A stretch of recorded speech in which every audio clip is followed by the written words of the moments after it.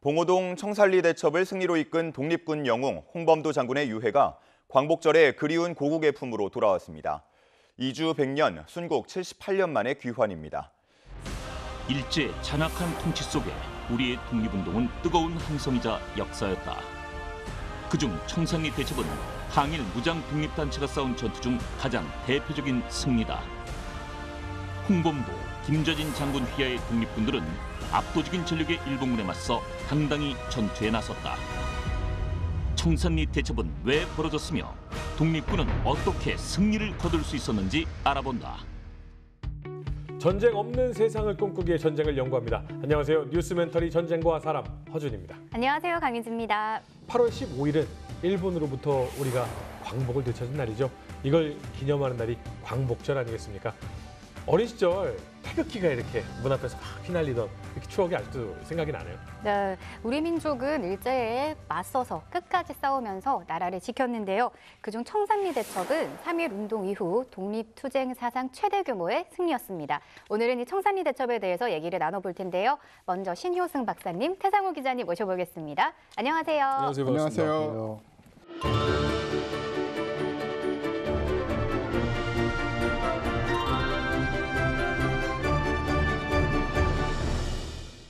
박사님, 예. 이 육군 소령 출신이시죠? 예. 근데 문학 박사세요?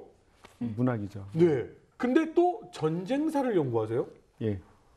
아니, 어느 쪽이 진짜 좋아하시는 거예요? 세 가지가 합쳐지면 다 이렇게 교집합이 되잖아요. 이 세 역사 가지를 이렇게. 모두 아우르시는 분이시다. 예. 원래 그리고 깃발 꽂으면 이렇게 저기가 되는데 네. 남들이 깃발 안 꽂은 자리에 딱 깃발 꽂기 위해서. 우와. 요 세 개를 한꺼번에 하는 사람은 없다. 내가 여기 내가 제패하겠다. 먼저 꽂겠다. 현역 중에서 제가 제일 높을 거예요 아마. 그죠? 이 정도 당당함을 가지고. 네. 네, 오늘 청산리 대첩에 대해서 이야기를 들어보려고 하는데요. 이 청산리 대첩하면 대한의 독립군 이야기가 빠질 수 없습니다. 그때 당시 대한의 독립군 어떤 상황이었나요? 독립군 상황을 먼저 말씀드리기 전에 당시의 국제 정세를 잠깐 설명드릴 필요가 있을 것 같아요. 그 당시 국제 정세라고 하면 1차 세계대전이 끝났죠. 네. 그다음 1차 세계대전이 끝난 다음에 이른바 윌슨의 민족 자결주의 때문에 전 세계적으로 민족 자결주의에 흥분한 사람들이 우리 다 독립 한번 하겠다라고 해서 다들 일어나죠.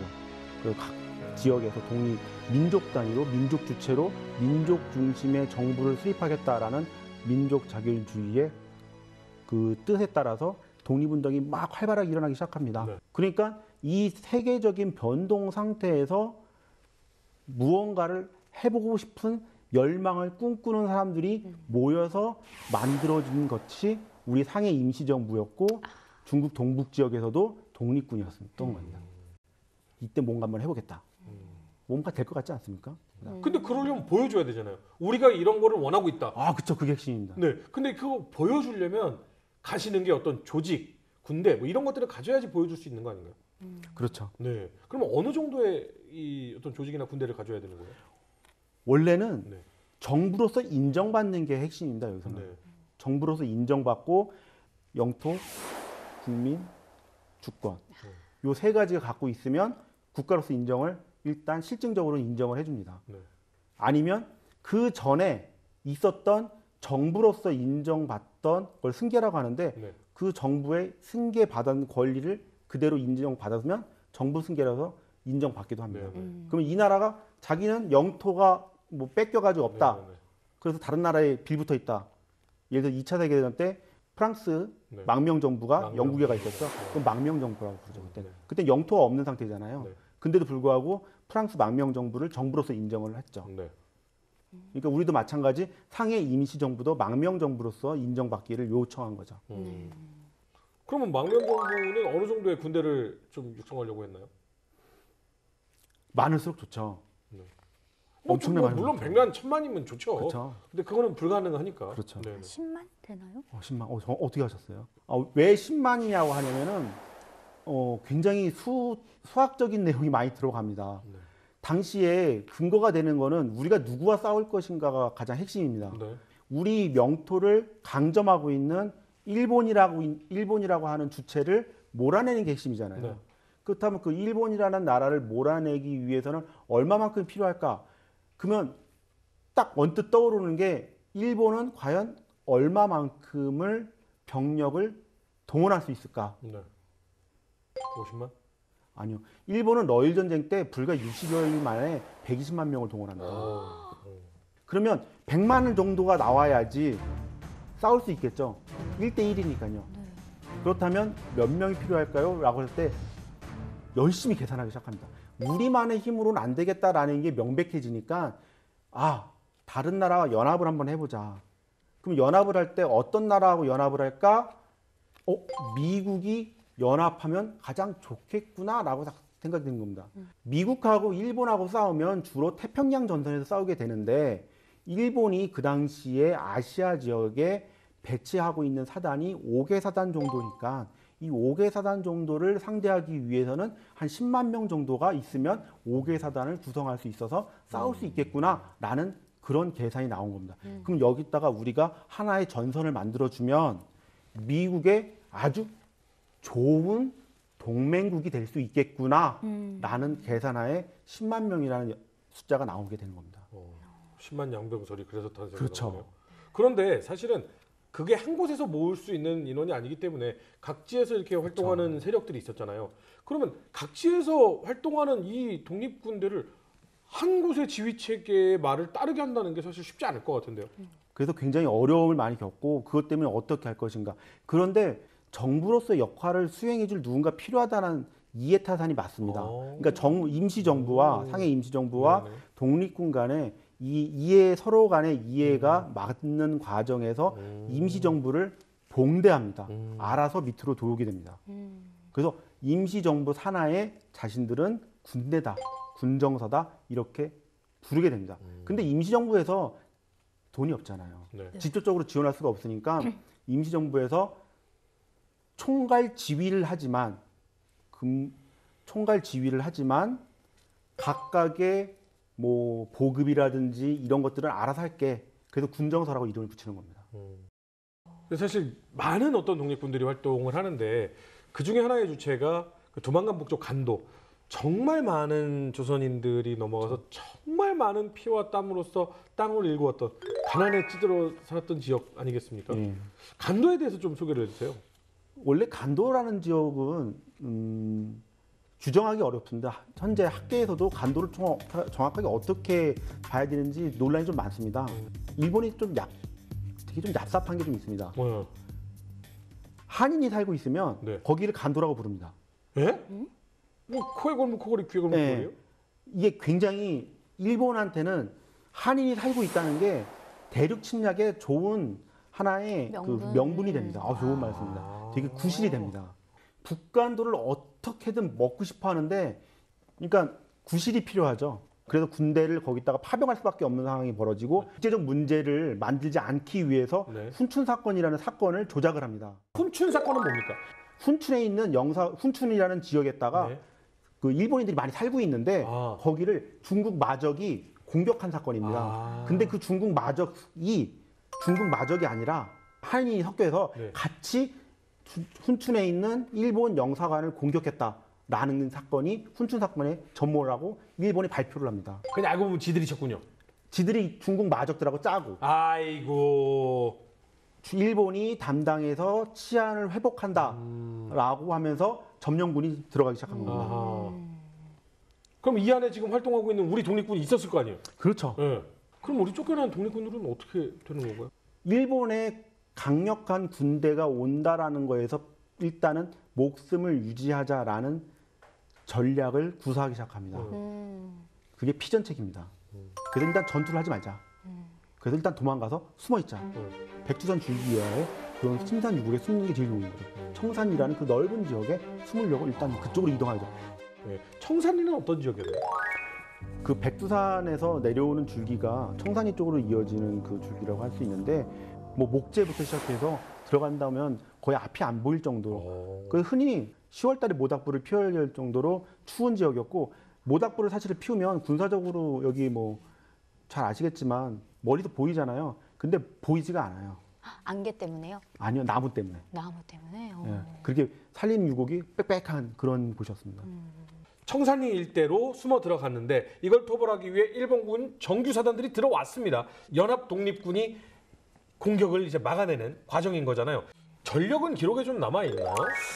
그 지역, 그 넓은 지역에서 전투가 여러 군데서 벌어진 겁니다. 청산리 전투라고 딱 한 지역에서 벌어진 전투가 아니라 광활한 지역에서 몇 차례 전투가 벌어졌고, 그리고 그럴 수 있었던 게 백두산 자락인데다가 이 산들이 한 5군데가 있었기 때문에 이쪽 저쪽 옮겨 다니면서 전투가 벌어졌죠. 그래서 김대중 장군의 북로 군정소군, 그리고 홍범도 장군의 대한독립군, 그리고 이범석 부대가 연합해서 이 청산리 일대에서 전투를 벌였고요. 그 수는 2,000에서 한 3,000명 정도가 된다고 합니다. 반면에 일본군도 이렇게 부대가 한 번에 쫙 온 게 아니라 그 넓은 지역에 부대들이 퍼져서 배치가 됐죠. 네. 그래서 총 숫자는 약 5,000명 정도로 추산을 하고 있어요. 어떤 작전으로 일본군에 맞서나요? 그 청산리라는 지역에 대해서 이 독립군 같은 경우에 굉장히 능통한 게 몇 가지가 있냐면 무기나 이런 거에 대해서는 이게 한 가지 좀 반대되는 게 뭐냐면 당시 일본군은 비행기까지 동원합니다.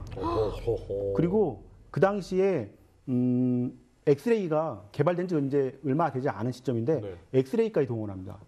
엑스레이를 왜 동원해요? 환자가 발생하면 그 뼈 엑스레이에서 찍으려고? 뼈 찍으려고. 와, 대박. 예. 실제로 그것까지 해서 최신식 무기와 기술을 가지고 온 거죠. 우리는 어땠어요? 우리는 전혀 없죠. 네. 우리는 그냥 침발로, 된장발로. 진짜 된장 발랐다는 얘기가 나오니까요. 적은 엑스레이 가지고 왔는데 적은 엑스레이가 와. 찍고 하는데 독립군이 강점이라고 할 수가 있는 게 뭐냐면 지형에 대한 이점이 있죠. 홍범도 장군의 별칭 중에 하나가 나르는 홍범도라는 그 적인데 한번 계산을 해봤더니 200km를 단 하루 정도에 돌파를 합니다. 일본 측 기록으로만 따지면 동시에 200km 정도가 하루 차이에 나타납니다. 홍범도라는 사람이 200km 정도의 거리를 함경도 그 심산 유곡을 해서 홍범도 부대가 동시에 이렇게 두 군데 등장합니다. 하루 정도밖에 차이가 안 나는데. 마라토너 수준으로 뛰어야 가능한데. 축지법. 그래서 축지법, 그래서 나르는 홍범도 이런 얘기가 나올 정도로. 그 말은 뭐냐면 지형을 정확하게 알았다라는 거죠. 어딜 가면 안 되고 어딜 가면 길이 있고 산짐승이 다니는 길, 산짐승조차도 안 다니는 길 이런 걸 정확하게 알고 있었다라는 거죠. 그런 길을 해서 지형에 대한 이점을 확실히 이용한 전술을 이용합니다. 숨어 있고 은신하고 그리고 그 지역이 침엽수림 지역이기 때문에 겨울이 된다 하더라도 이게 화력수처럼 이렇게 다 지지 않습니다. 입이 그대로 남아있는 상태이기 때문에 밖에서 잘 보이지 않으니까 그런 자연 지형 요건을 굉장히 잘 활용을 해서 그 일본군을 상대로 합니다. 그러니까 일본군이 무슨 일을 하냐면 겁나서 올라가지 않습니다. 어디서 숨어 있을지 모르니까. 예. 그러니까 산 위로 쫓아 올라가라고 하면 안 올라갑니다. 안 가요. 그리고 길을 잊어버리십니다. 또 빽빽한 나무 숲이니까. 실제로 안 올라갑니다. 그렇다면 6일 동안의 전투, 10월 21일부터 26일까지의 전투 어떤 전투들을 했나요? 그 전투를 굉장히 많이 합니다. 사실은 기록을 남긴 분들을 따라가다 보면 네. 대표적으로 우리가 배워왔던 뭐 백운평 전투, 뭐 여기서 뭐 흔히 알고 있는 뭐 완루구 전투, 청수편 전투, 뭐 어랑촌 전투 이렇게 나오지만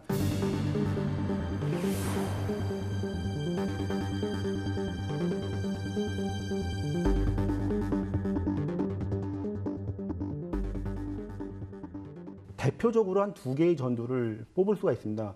하나가 가장 대표적인 가장 큰 전투가 어랑촌 전투라고 할 수가 있는데 그 어랑촌 전투에 그날 같이 있었던 전투였던 천수평 전투하고 어랑촌 전투. 왜 천수평 전투를 언급을 하냐면 이게 논란의 핵심입니다. 사실은 한일 간의 역사 논란의 이게 핵심이라서 잠깐 언급을 할 필요가 있는데 그 당시에 훈춘 사건이 벌어진 다음에 바로 점령가서 10월 6일, 10월 7일 날 일본 정부의 발표가 난 다음에 바로 군대가 투입이 됐고 원래는 10월 20일 날 본격적으로 작전이 시작이 되기로 했었는데 독립군을 발견했다는 보고가 들어오자마자 바로 투입하기 시작합니다. 현지 지휘관이 그냥 독단으로 투입하기 시작합니다. 무기나 이런 것들 도착하기 기다리지 않고 바로 가.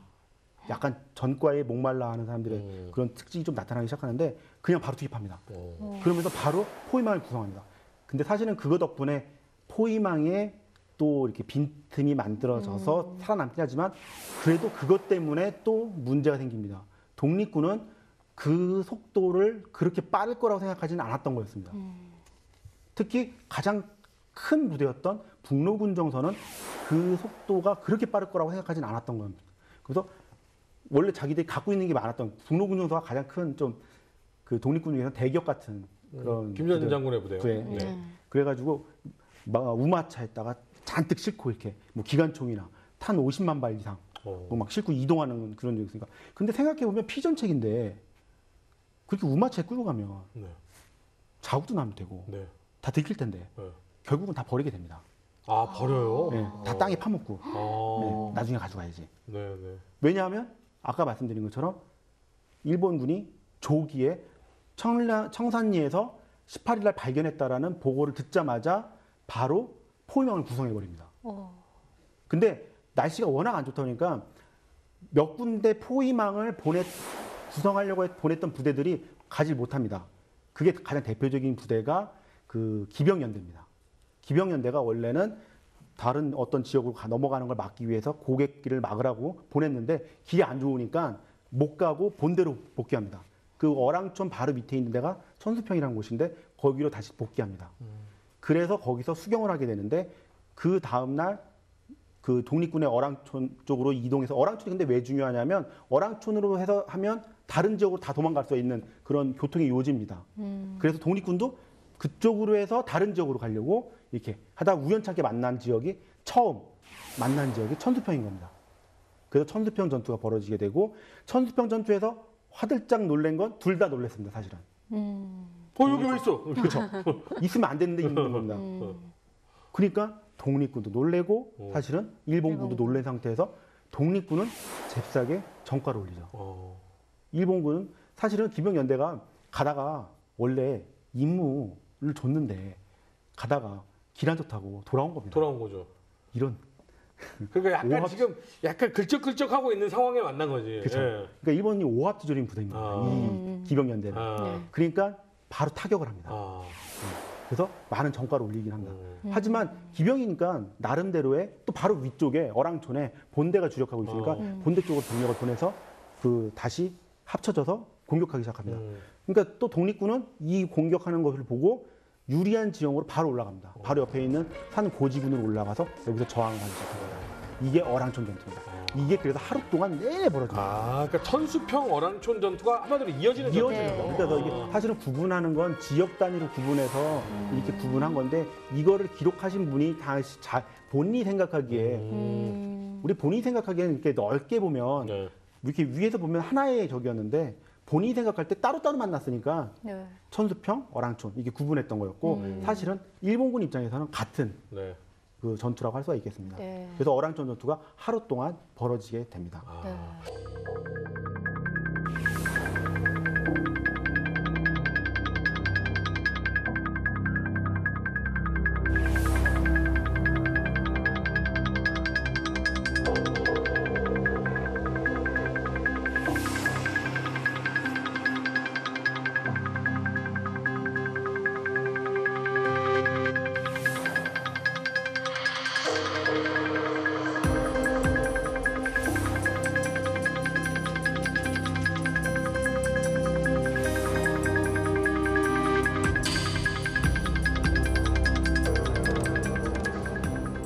근데 사실 전투하면은 그 기록 차이가 가장 많이 나는 건 전과의 차이잖아요. 그렇죠. 예. 이게 말씀하신 대로 양측의 기록 차이가 좀 있어요. 이 독립군의 이 피해는 양측이 뭐 그렇게 다르진 않습니다. 전사는 60여 명, 부상자는 90여 명. 많이 적으셨네. 예, 반면에 일본군 전사에서는 양측의 기록 차이가 좀 많은데요. 네. 독립군 측에서는 일본군이 1000여 명의 전상자가 생겼다. 전사가 아니라 전사와 이 부상. 부상자까지. 네. 예. 그러니까 전사와 부상자 합쳐서 1000여 명이다라고 하는데 일본 측에서는 전사 11명, 부상 23명이다.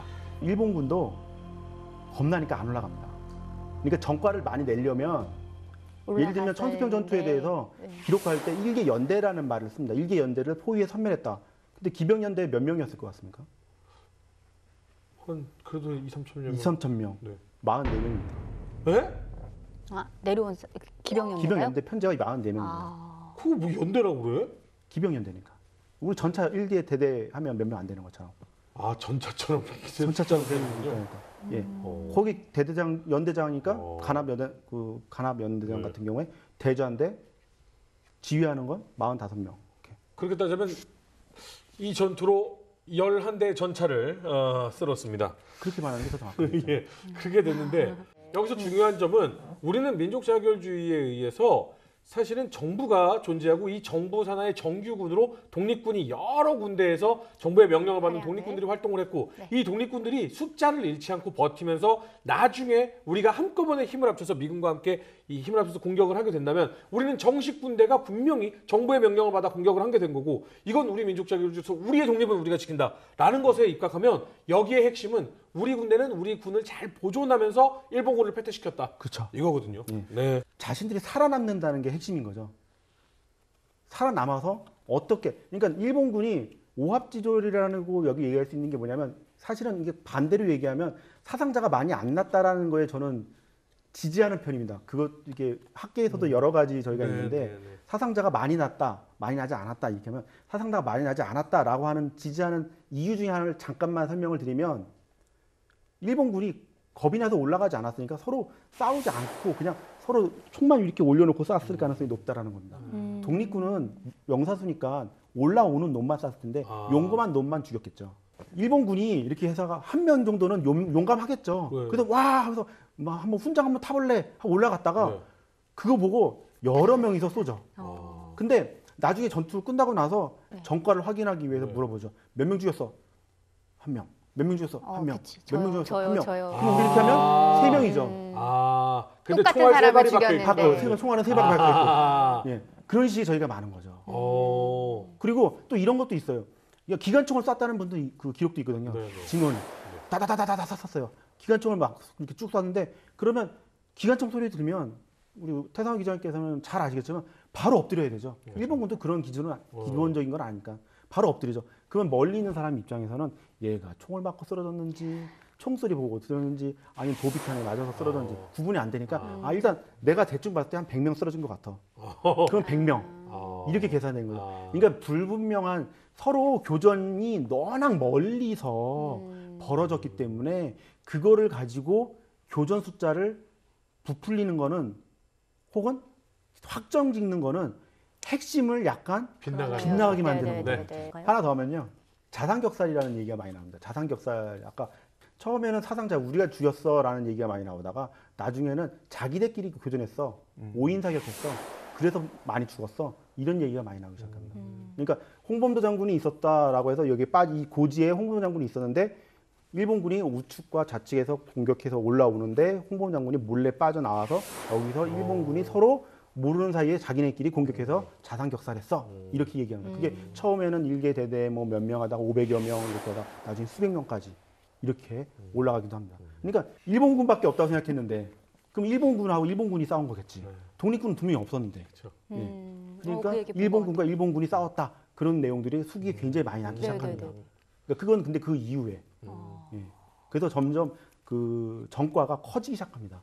처음에는 뭐 적은 숫자였는데 몇 명 안 돼. 이렇게 되다가 정확하게 15명 뭐 이런 식으로 얘기 나오다가 나중에는 뭐 일개 연대. 왜냐면 그 연대장이 죽었으니까. 연대장이 죽었다고 하니까 연대장이 죽었어? 그럼 2,000명이네.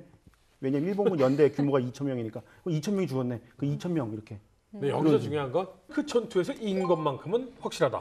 그렇죠. 하나 확실한 거는 이 일본군이 그때 당시에 일본군이면 그래도 이 동아시아 그리고 또 뭐 동아시아뿐만이 아니죠. 전 세계에서도 강군 중에 하나인데 그 일본군이 제대로 된 군사 작전을 펼쳤는데 당시에는 미미한 세력이라고 알고 있었던 독립군, 그것도 한 개의 독립군 부대가 한 게 아니라 몇 개의 독립군 부대가 연합을 해서 일본의 이 전략적인 기도를 분쇄시켰다, 혹은 좌절을 시켰다라는 면을 보면 승리라는 것은 확실합니다. 윌슨의 민족 자결주의는 독립운동의 불씨가 되어 독립운동가들이 두각을 나타내는 계기가 된다. 만주에서 조직된 무장 독립단체들은 북간도를 근거지로 삼으며 독립운동을 이어간다. 북간도 지역을 호시탐탐 노리던 일본은 훈춘 사건을 조작해 대규모 군대를 파견한다. 독립군들은 일본군을 피해 청산리로 이동하고 6일간의 치열한 전투를 벌인다. 여기서 빼놓을 수 없는 것이 바로 인물인데 김좌진, 홍범도 장군이죠. 그죠. 이 두 장군님인데 어떻게 보면 같은 장군님인데 굉장히 다른 인생의 길을 걸었어요. 두 분을 보면 홍범도 장군은 이 정확히 어떤 가정에서 태어나신 분이다라는 건 없지만 기록과 그리고 뭐 전해지는 이야기를 보면 머슴의 자식으로 태어나서 머슴 생활을 유년 시절에 하다가 15살 정도 돼서 이제 군대에 들어가서 군대에서 또 상관하고 좀 문제가 있어가지고 이제 행자승으로 이 불교에 또 좀 계시다가 행자승으로 계시다가 이제 또 나오셔서 한경도 북청에서 삼포수, 그러니까 삼포수가 꼭 호랑이만 잡는 줄 알았습니다. 전 옛날에는 네. 삼포수라고 하면 호랑이를 잡는 포수라고 했는데 호랑이만 잡지는 않았대요. 이게 뭐 눈에 보이는 사냥감은 다 그렇겠죠. 잡았는데 리더십이 있으셨나 봐요. 그쪽 북청 지역의 삼포수 분들을 어떻게 보면은 지휘하는 그런 입장으로 있으셨대요. 그러면서 삼포수 생활을 오래 하셨으니까 이제 뭐 맹수를 상대를 하는데 그때 당시에 이 무기가 사실은 뭐 장거리에서 쏠 수 없거든요. 근거리에서 맹수를 사냥을 해야 되고 맹수를 죽이려면 근거리까지 접근을 해야 되니 그런 뭐 전술 행동이나 아니면은 생존에 필요한 생존력을 다 뭐 터득을 하셨겠죠. 사냥을 하시면서. 그래서 타고난 체력도 있으셨겠지만 어떻게 보면 삼포수 생활을 하면서 좋은 이 군인이 될 수 있는 자질을 좀 갖추셨던 것 같고요. 청산리 전투 때는 그런데 많은 한경도 북청 삼포수 출신들이 이 홍범도 장군과 같이 이 청산리 전투에 참여를 했다. 그래서 일단 홍범도 장군에 대한 평가는 뭐 계급 의식이 없었대요.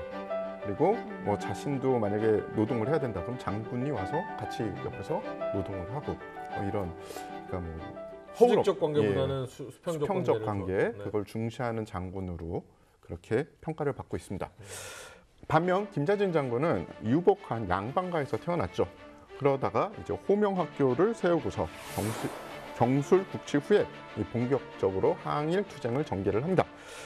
1919년 3월에 길림 군정서를 조직해서 활동을 하다가 그해 가을 대항 군정서에 군사령관으로 참여를 합니다. 그 이후에 청산리 전투의 승리의 주역이 되죠.